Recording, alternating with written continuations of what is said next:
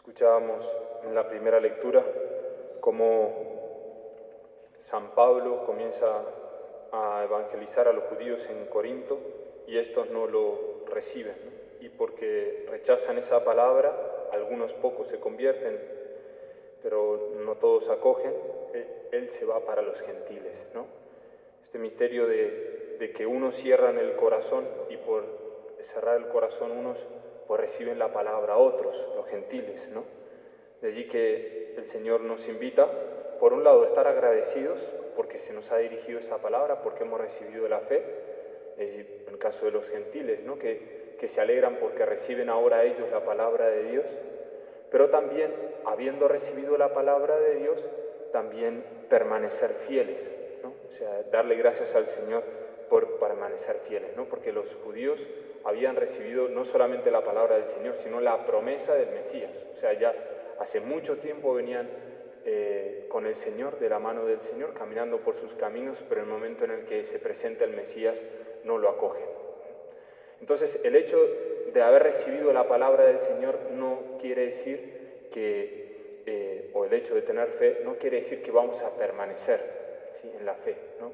Nosotros, habiendo recibido el bautismo, el hecho de haber recibido el bautismo no quiere decir que permanezcamos dentro de la iglesia, ¿no? Entonces, de esas dos cosas debemos ser agradecidos para con el Señor, de pertenecer a la iglesia, pero a la vez de permanecer en ella, ¿no? Y veo que también el Señor nos habla de esto en el Evangelio, ¿no? Por una particularidad en los apóstoles, porque en el caso de los apóstoles, el Señor los elige para estar con el Señor. Dice que escogió a 12 para que estuvieran junto a Él.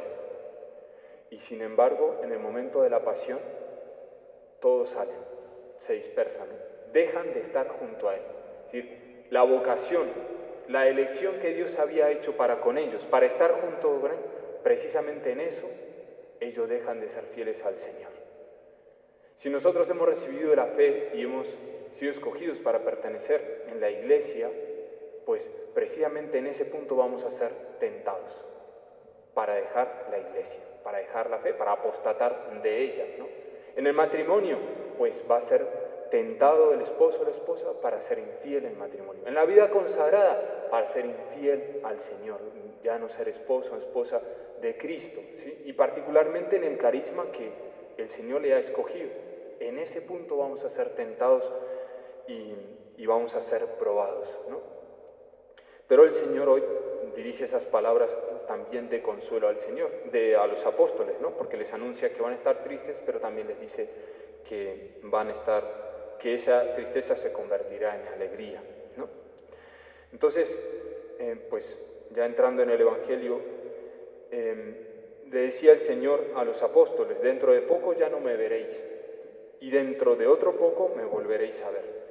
Él se estaba refiriendo a la pasión, ¿sí?, que Él moriría y que los apóstoles ya no lo verían, pero que dentro de otro poco, es decir, después de otro tiempo, ya lo volverían a ver, ¿no? Ya les estaba anunciando la resurrección. Por eso les anuncia un momento de tensión, de mucha tensión para ellos, porque lo dejarían de ver, un momento de tristeza, pero a la vez le da un consuelo, diciéndole que después pues lo volverán a ver, ¿no? Y que van a estar con Él y lo van a ver de allí en adelante para siempre, ¿no? Entonces, el Señor les anuncia, dice: llorarán, vosotros lloraréis y os lamentaréis. Lloraréis, van a llorar porque ya el Señor no está con ellos. Su Maestro, aquel que ama, no está con ellos. Pero a la vez dice: os lamentaréis. Y el lamentarse, cuando yo me lamento, es porque veo que he hecho algo mal, que eso malo que he hecho ha hecho que yo perdiera algo de lo que tenía, pero a la vez reconozco que es por mi culpa que ya no tengo al Señor, o ya perdí tal cosa, o porque se rompió esto otro, este objeto con lo que se ha perdido, ¿no? Es decir, que está presente Él, que yo reconozco que es por culpa mía.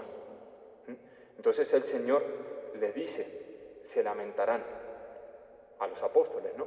Y ellos se lamentarán porque lo entregarán, porque lo traicionarán, porque serán ellos también los que se dispersan, o San Pedro, en el caso del que lo niegue, ¿no? Se lamentarán de su cobardía, de haber querido salvar la vida antes que darla por su maestro, es decir, de tener más miedo que amor a su maestro.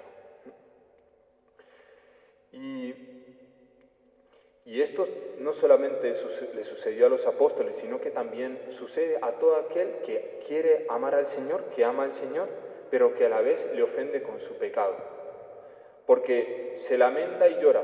Llora porque ya no tiene al Señor, en el caso del pecado mortal, pues porque ha perdido la gracia, ha perdido al Señor, pero en el caso del pecado venial, porque está ofendiendo a aquel que ama.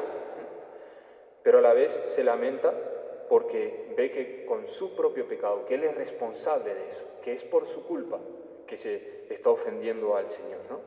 Veíamos en la primera lectura, ¿no?, como el pueblo de Israel rechaza la palabra de San Pablo, al punto de que es responsable que San Pablo le va a decir: vuestra sangre caiga sobre vosotros. O sea, de esto yo soy inocente, pero vosotros sois responsables. Pues eso sucede con el pecado, ¿no? Y en esos días en los que los apóstoles habían rechazado al Señor, o lo habían traicionado, lo habían dejado solo, en ese día del Viernes Santo y el Sábado Santo, cuando el Señor muere y ya no están con Él, pues es la Virgen María quien les consuela y los va a mantener unidos, pero también van a tener presente unas palabras que el Señor les dijo, y por eso ellos van a poder permanecer hasta el final. En cambio, Judas, habiéndolo traicionado, no permanece hasta el final, no permanece hasta ver al Señor resucitado.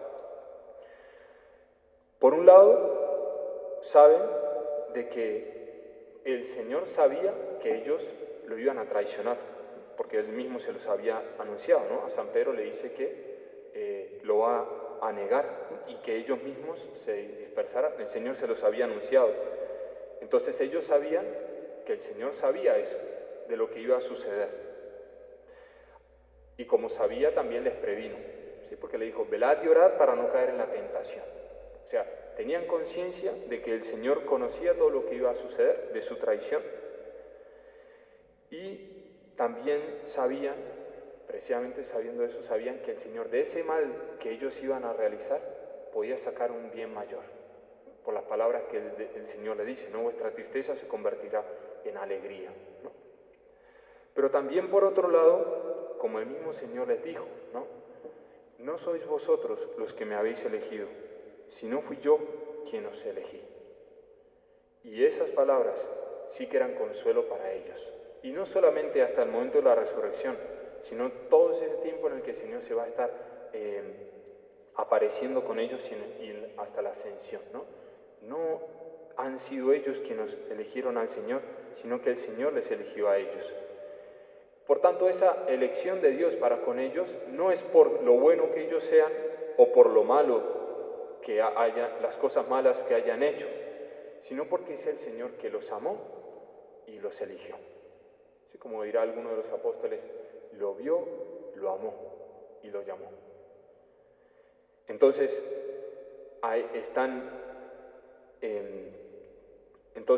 está allí porque el Señor quiso y los eligió sabiendo que tenían poco amor hacia Él. Es decir, sabía el Señor que tenían poco amor hacia Él, incluso que estaban persiguiendo cosas del mundo, y aún así el Señor los elige, ¿no? Los primeros lugares, y el Señor no deja de elegirlos, ¿no? Por tanto, ya en eso ya veían que su elección, su vocación se permanecía. No era por su pecado, sus ideas mundanas, sino era porque el Señor los amaba y quería que estuvieran allí con Él. Y también, como ellos ven que esas palabras, ya en tiempo del Viernes Santo o del Sábado Santo, como ven que esas palabras se cumplen, las palabras que el Señor les dice que van a llorar y que van a lamentarse, ellos ven que eso se cumple, también ven que se pueden cumplir las otras palabras que el Señor les dijo. Es decir, que vuestra tristeza se convertirá en alegría. ¿Sí? Entonces, ven cumplido unas palabras. El Mesías tenía que padecer. Ven que se ha cumplido y que el Señor lo había anunciado. Pues también se cumplirá la otra, que al tercer día resucitará. Y entonces el Señor resucita. Y esa alegría, ahora que ellos lo ven, va a ser mayor que la tristeza que ellos habían tenido. Entonces, eso es lo que a ellos les mantiene con esperanza, ¿no? Son palabras del Señor, y no solamente palabras, sino es la vida del Señor. Claro está que los apóstoles, con el dolor que tenían, con el lamento que llevaban también y el miedo que tenían los judíos, pues difícilmente conservarían esas palabras en su corazón, ¿no? Era la Virgen María que hacía que los apóstoles permanecieran unidos y permanecieran y guardaran esas palabras, ¿no? Por eso ella nos enseña y nos ayuda a guardar la palabra del Señor. Y esa palabra es la que a nosotros nos da esperanza, nos da consuelo en el medio de la tribulación. Incluso consuelo en el pecado. Allá donde nosotros hemos rechazado la palabra, ella hace que esa palabra se conserve en mi corazón. Y esa palabra es la que nos da esperanza a nosotros para volver y recurrir al Señor, para permanecer hasta el final. Pues ella estaba presente, ¿no? Y la alegría que reciben los apóstoles después va a ser muchísimo mayor, precisamente no porque verán al Señor, no solamente por ver al Señor, sino porque además el Señor les perdona su pecado. Y además de perdonar el pecado, les concede una vida nueva. Una vida que, como es nueva, no va a ser igual a la anterior. Una vida que se busca salvar la vida, que tenía miedo.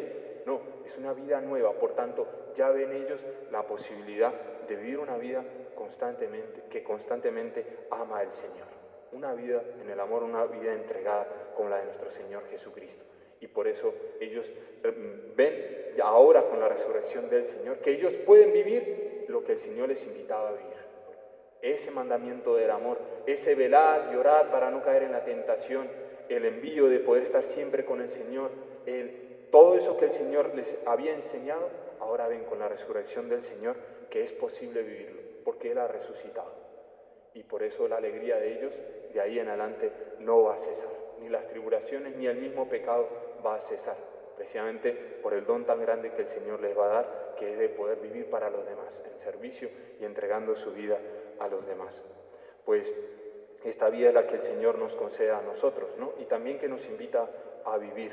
Pero hace falta recurrir a la Virgen María, ¿no? Ella nos enseña a guardar su palabra, ¿no? Y así también cada uno en la vocación que Dios nos ha concedido, aunque veamos el pecado que hemos cometido, tengamos presente esas palabras que el Señor nos dice, ¿no? Recurramos, vayamos al corazón de la Virgen que ha guardado esas palabras para que no se nos olvide, ¿no? De que es el Señor quien nos ha elegido, no hemos sido nosotros, a la vez que constantemente el Señor cumple su palabra y esa palabra es una palabra de vida, por tanto el Señor nos da vida con su palabra y también, como decíamos al principio,